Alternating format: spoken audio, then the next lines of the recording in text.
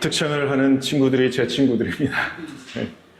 저 중에서 3명이 저와 동창, 중고등학교 동창들이고 1명은 후배입니다.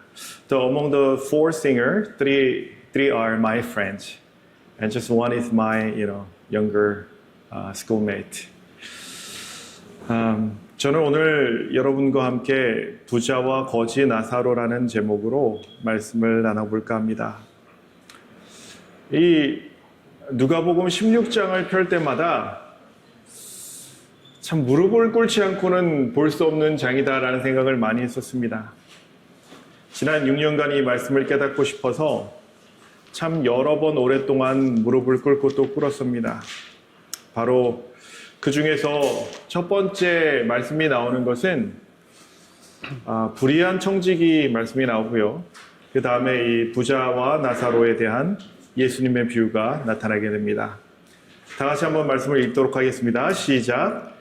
한 부자가 있어 자색옷과 고운 베옷을 입고 날마다 호화로이 연락하는데 나사로라 이름한 한 거지가 헌대를 앓으며 그 부자의 대문에 누워 부자의 상에서 떨어지는 것으로 배불리려 하매 심지어 개들이 와서 그 헌대를 핥더라. 여러분 이 비유 기억하시죠? 근데 저는 이 비유를 정말 올해까지도 이해하지 못했었습니다. 왜 죽은 자의 상태에 대해 오해받으실 것을 아시면서도 이러한 비유를 하셨는지 속상하기만 하고 이 이야기에서, 이 비유에서 우리에게 정말 주시고자 하는 그 교훈은 무엇인지 제가 알 수 없어서 차라리 이 비유, 이 누가복음 16장이 전체적으로 없어졌으면 좋겠다는 생각을 여러 번 했었습니다. 왜냐하면 다음 절부터 이런 말씀이 기록되기 때문입니다. 한번 읽어볼까요? 시작.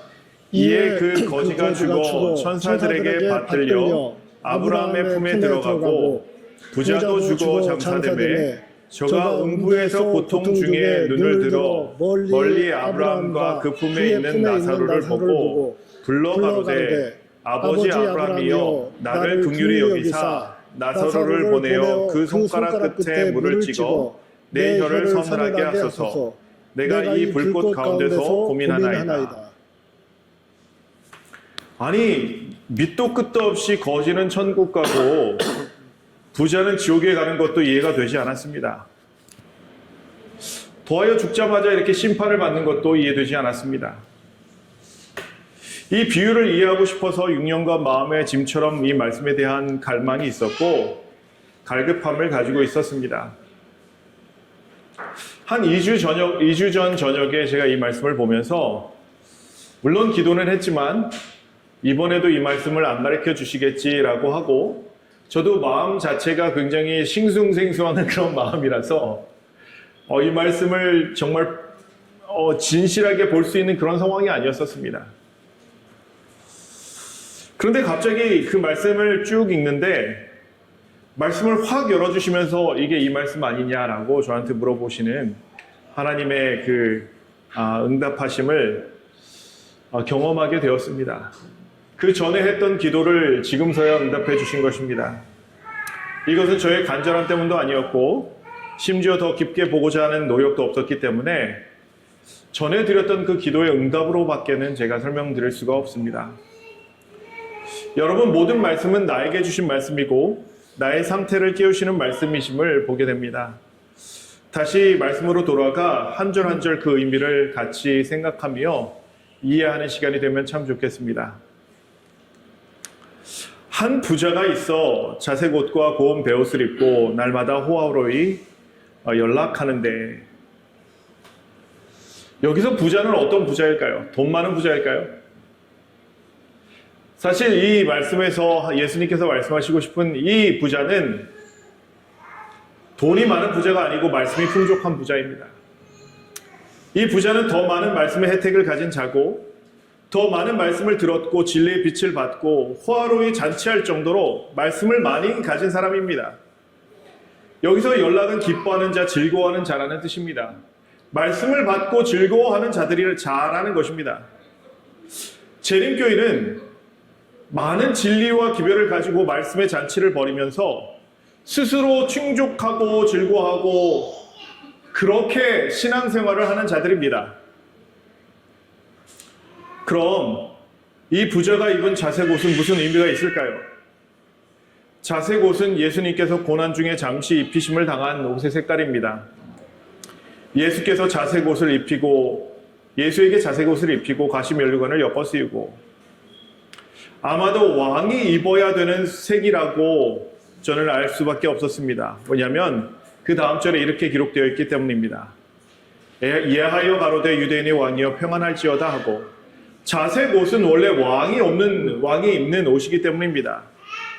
이 예수님께서 입으셨던 이 옷을 입고 있다는 것은 왕 같은 제사장의 직분을 가지고 있다는 뜻도 되고 어쩌면 예수님께서 걸으셨던 그 고난에 동참한다는 뜻도 있을 것 같습니다.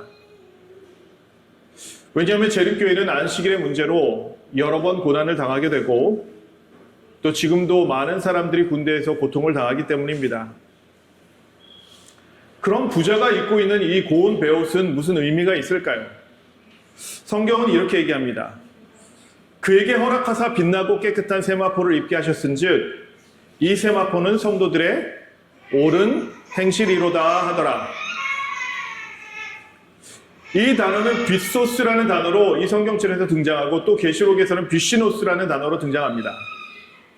다시 얘기해 이 세마포를 입은 사람, 고운 베옷을 입은 자는 어떤 행실을 가지고 있는 사람들이냐면 옳은 행실을 가지고 있는 사람들입니다. 사람들이 보기에 사기도 안 치고 선하고 착하고 해끼치지도 않고 담배나 술도 안 하는 어찌 보면 참 옳은 행실을 가지고 있는 사람들이 재림교인이라는 것입니다. 더하여 하늘의 군대도 이 세마포 옷을 입고 예수님을 따른다고 성경은 얘기합니다. 하늘에 있는 군대들이 희고 깨끗한 세마포를 입고 백마를 타고 그를 따르더라. 다시 얘기해 이 부자는 하늘에 가야 하지 않을까요? 옳은 행실과 왕의 직분으로 살았으니 말입니다. 그런데 이상하지 않으신가요? 예수님의 고난에도 동참하고 옳은 행실을 가진 이 부자가 왜 음부에 있다라고 예수님은 말씀하실까요? 성품을 그토록 중시하고 화나도 참고 먹고 싶은 것도 가려서 먹지 않고 술, 담배를 쳐다보지도 않은 삶을 살았는데 왜 아브라함의 품에 들어가지 못했을까요? 그 답이 사실 나사로에게 있음을 보게 됩니다. 성경은 이렇게 얘기하죠. 나사로라 이름한 한 거지가 헌대를 앓으며 그 부자의 대문에 누워 부자의 상에서 떨어지는 것으로 배불리려 하며 심지어 개들이 와서 그 헌대를 핥더라. 이 나사로는 영적으로 아주 거지 같은 사람이었습니다. 부자와 다르게 말씀의 은혜는 받지도 못했고 그의 영적 상태는 죽기 바로 전인 것입니다. 하지만 그 거지는 부자의 대문에 누워서 들어가지도 못하고 있지만 부자의 상에서 떨어지는 것으로 부자의 상에서 떨어지는 그 빵 쪼가리로 배를 불리려 했다는 것입니다. 근데 여러분 좀 이상하지 않나요? 우선은 나사로가 안으로 들어가야 그 상에서 떨어지는 것을 먹을 수 있는데 그 부스러기라도 먹을 수 있는데 나사로는 들어가지도 못하고 있는 것입니다. 더하여 부자는 문만 열면 선을 행할 수 있는데 문 밖에 계신 예수님께 문을 열지 않듯 이 거지에게도 문을 열지 않고 있는 것입니다. 저는 이 말씀을 보면서 한 말씀이 제 마음에 떠올랐습니다. 화 있을진저 외식하는 서기관들과 바리새인들이여 너희는 천국 문을 사람들 앞에서 닫고 너희도 들어가지 않고 들어가려 하는 자도 들어가지 못하게 하는도다. 재림교인들은 수많은 진리들을 가지고 있고 재림교인들은 사실 말씀을 전해야만 합니다. 그런데 어느 순간부터 우리는 우리끼리 전도회를 하고 사경회를 하고 기도주의를 보내고 말씀 잔치를 매주 안식일에 벌이면서도 주위의 영적으로 죽어가는 사람들에 대해서 차갑도록 관심을 끄고 있는 것이 아닌가 싶습니다. 우리의 잔을 채우되 넘쳐 흐를 때는 나눌 마음이 있어야만 합니다.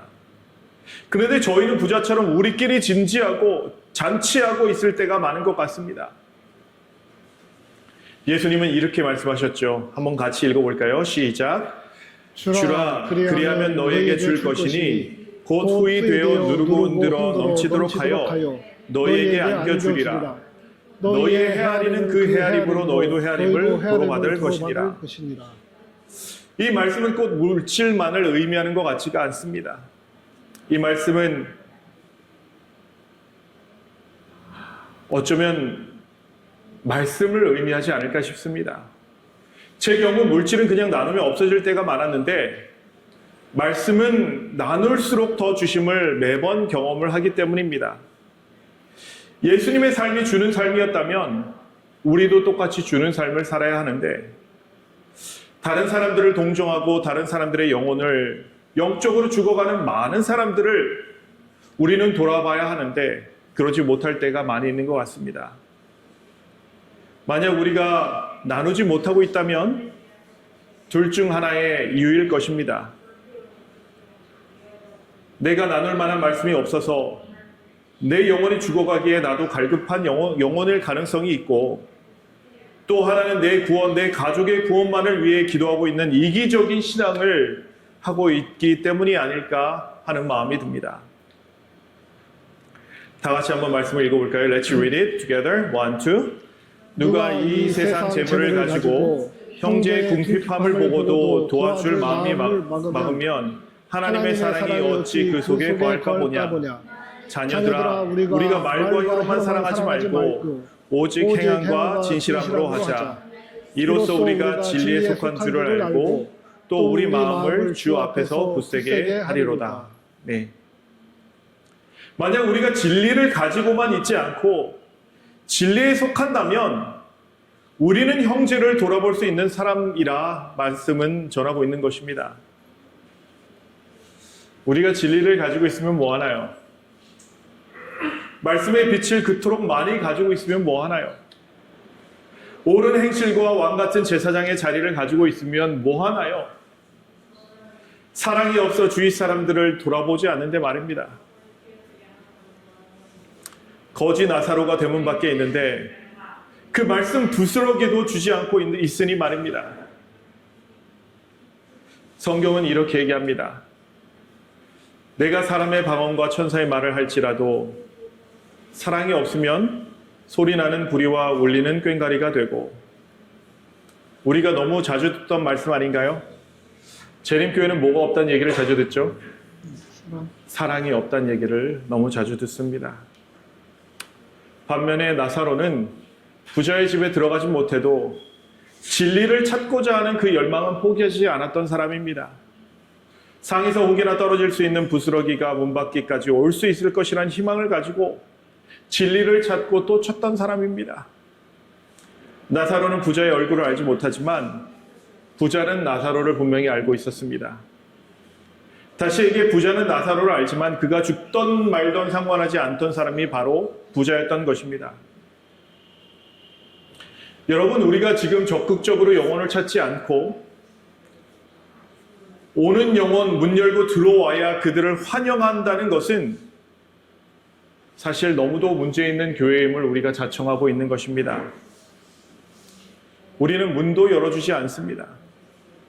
예수님은 분명히 이렇게 우리가 할 일에 대하여 말씀하셨습니다. 한번 같이 읽어볼까요? 시작. 또 가라사대 너희는 온 천하에 다니며 만민에게 복음을 전파하라. 우리가 예배드리는 것이 전부가 아니라고 예수님은 말씀하고 계시는 것입니다. 말씀을 어떻게 하라고요? 전파하라라고 말씀하시는 것입니다. 이것이 말씀을 가진 자, 은혜를 가진 자들이 해야 하는 일인 것입니다. 그런데 우리는 대부분 안식일에 교회 가는 것만 해도 힘들어합니다. 벌써 이런 신앙을 한 지 몇 세대가 된 것인지 교인의 수는 매일매일 줄어만 가고 말씀은 꺼져가고 있음을 보게 됩니다. 말씀으로 돌아가 나사로의 헌대를 앓던 걔는 무슨 의미가 있을까요? 나사로는 병든 사람입니다. 말씀도 모르고 세상의 병에 걸려서 죽던 사람입니다. 걔들이 그의 헌대를 핥을 정도로 그는 방치되어 있는 상황인 것입니다. 진리를 찾지만 개들이 달려드는 것입니다. 우리 주위에 이런 사람들이 얼마나 많을까요?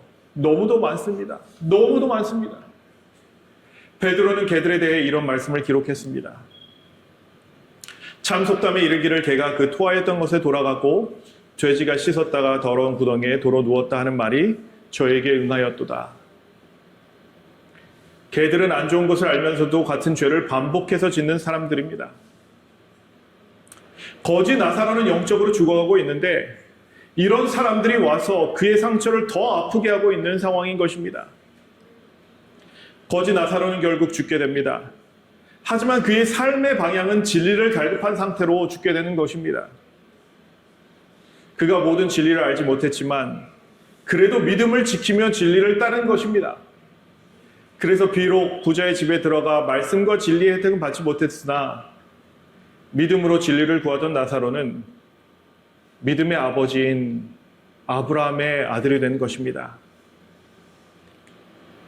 이에 그 거지가 죽어 천사들에게 받들려 아브라함의 품에 들어가고 부자도 죽어 장사되매, 이 거지가 아브라함의 품에 들어갔다는 것은 그에게 무엇이 있었다는 증거죠? 믿음이 있었다는 증거입니다. 성경은 이렇게 얘기합니다. 그런즉 믿음으로 말미암는 자들은 누구의 아들이라고요? 아브라함의 아들인 줄 알지어다라고 얘기합니다. 진리를 구하는 자, 예수님을 구하는 자에게는 구원이 약속되어 있기 때문입니다. 특별히 하나님의 마음에 대해 또 진리를 구하는 자들이 구원받을 것이라는 것에 대해서 다니엘은 분명히 이렇게 얘기합니다. 모세 율법에 기록된 대로 이 모든 재앙이 이미 우리에게 임하였사오나 우리는 우리의 죄악을 떠나고 주의 진리를 깨닫도록 우리 하나님 여호와의 은총을 간구치 아니하였나이다. 다시 얘기해서 그들이 주의 진리를 깨닫도록 하나님의 은총을 구했다면 그들이 은총을 받았다는 것입니다. 거지 나사로가 천국에 간 것은 단지 그가 거지여서가 아니라 상에서 떨어지는 부스러기 진리라도 알고자 구하는 믿음이 있었기 때문이라고 성경은 얘기하고 있는 것입니다. 솔로몬도 이렇게 기록하였습니다. 나를 사랑하는 자들이 나의 사랑을 입으며 나를 간절히 찾는 자가 나를 만날 것이니라. 어떤 사람이요? 나를 간절히 찾는 자가. 진리를 찾던 거지 나사로가 의인의 대열에 합류한 것은 이상한 일이 아닌 것입니다. 매우 성경적인 말씀인 것입니다. 부자는 이렇게 아브라함에게 얘기합니다. 저가 음부에서 고통 중에 눈을 들어 멀리 아브라함과 그의 품에 있는 나사로를 보고 불러 가로되 아버지 아브라함이여 나를 긍휼히 여기사 나사로를 보내어 그 손가락 끝에 물을 찍어 내 혀를 서늘하게 하소서. 내가 이 불꽃 가운데서 고민하나이다. 부자가 아브라함의 품에 없다는 것은 그가 믿음에 실패하였음을 성경은 얘기하고 있는 것입니다. 그 많은 진리들을 가지고 있었음에도 그가 결국에는 구원받지 못했다라는 것을 의미합니다. 그는 끝까지 아브라함에게 아버지 아브라함이여라고 부르고 있습니다. 여러분, 믿음에 실패한 자는 아무리 자기가 그리스도인이라고 얘기해도 그리스도인의 혜택을 받을 수 없음을 기억해야 합니다. 다시 얘기하지만 우리가 진리를 얼마나 알고 있는지는 중요하지 않습니다. 어려운 사람 도와야 하는 것, 주위 사람들을 도와야 하는 것 다 알고 있습니다. 감옥에 방문해야 하는 것, 주위에 있는 거지들을 돕는 것, 우리가 다 알고 있습니다. 알고 있는다고 우리가 구원받지 못한다는 뜻입니다. 그 지식이 우리를 구원치 못한 것을 우리는 기억해야만 합니다. 예수님은 분명 이렇게 얘기하셨습니다. Let's read it all together. 1, 2. 내가 줄일 때 너희가 먹을 것을 주지 아니하였고 목마를 때 마시지 않게 하였고 나그네 되었을 때 영접하지 아니하였고 벗었을 때 옷 입히지 아니하였고 병들었을 때와 옥에 갇혔을 때에 돌아보지 아니하였느니라 하시니. 나는 너희 문 밖에 있었는데 너희는 나를 돌아보지 않았다라는 것입니다. 머리로는 알아도 하지 않으면 소용이 없습니다. 지식이 있어도 우리가 돕지 않으면 의미가 없다라 얘기하시는 것입니다. 이 부자는 상에서 진리가 떨어질지언정 나누지 않던 사람인 것입니다. 그렇기에 아브라함의 대답은 매몰차입니다. 다 같이 읽어볼까요? Let's read it. 1, 2.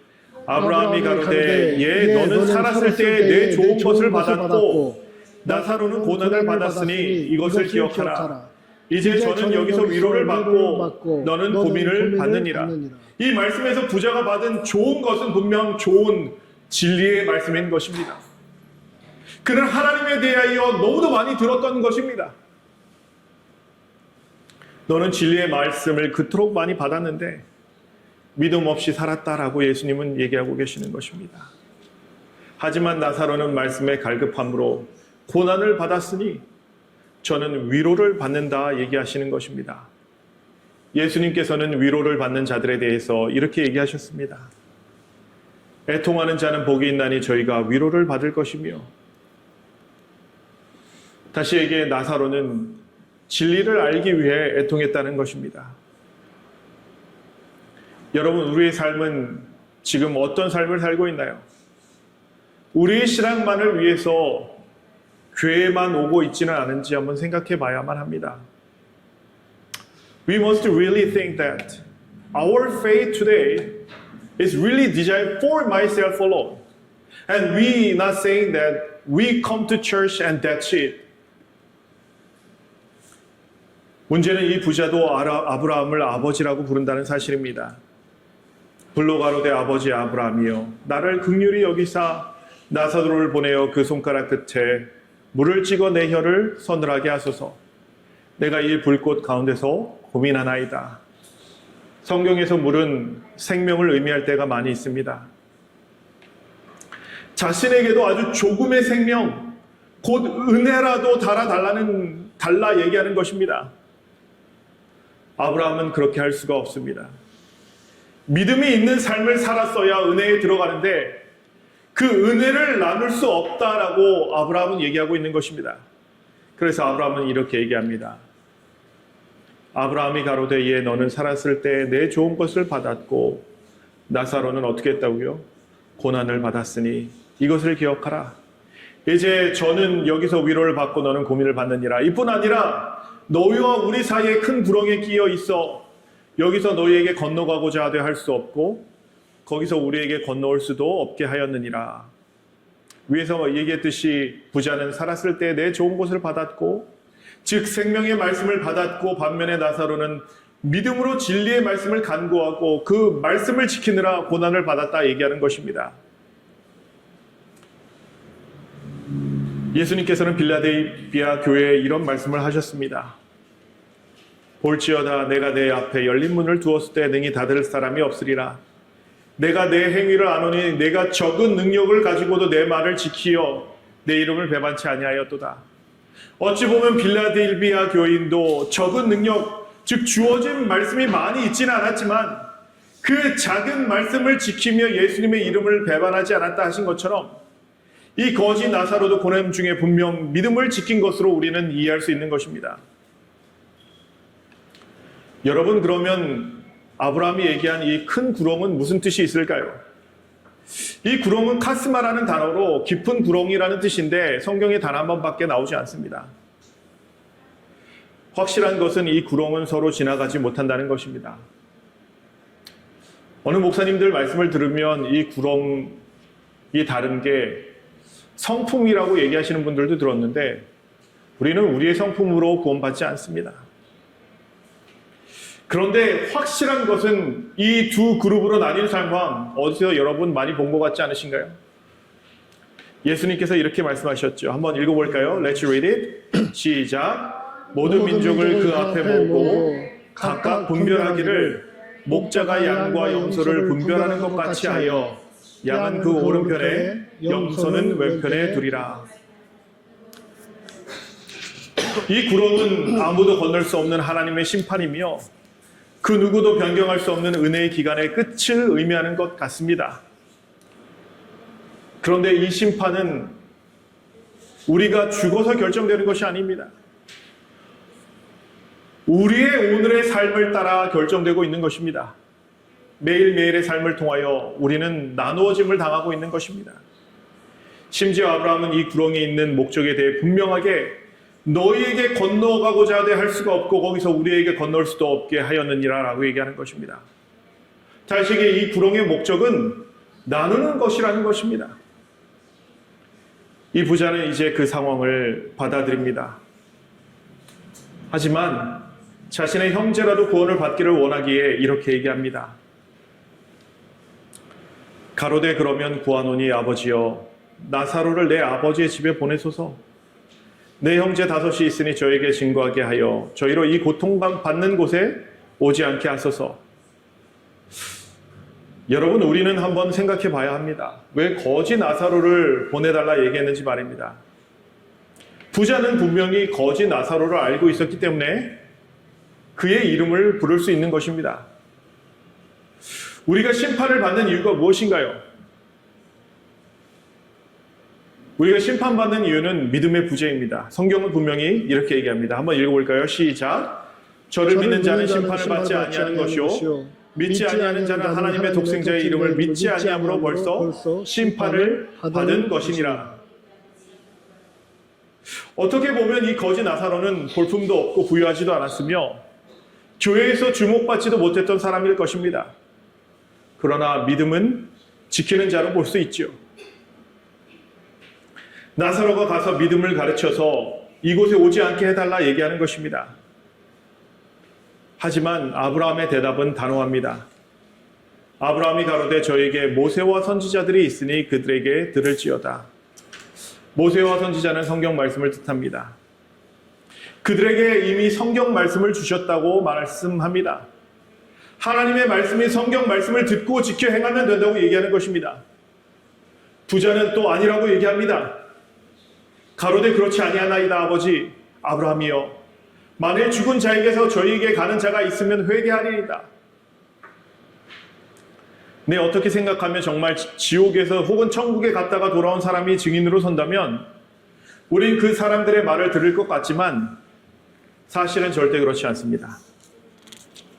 하늘에서 오신 예수님의 말씀에도 순종하지 않았는데 사람 얘기를 들을 것 같은가요?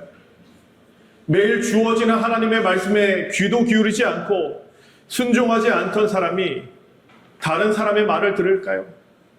그것도 거지 나사로의 말을 들을까요? 그래서 아브라함은 이렇게 얘기합니다. 가로되 모세와 선지자들에게 듣지 아니하면 비록 죽은 자 가운데서 살아나는 자가 있을지라도 권함을 받지 아니하리라 하였다 하시니라. 모세와 선지자는 구약 성서를 얘기한다 말씀드렸습니다.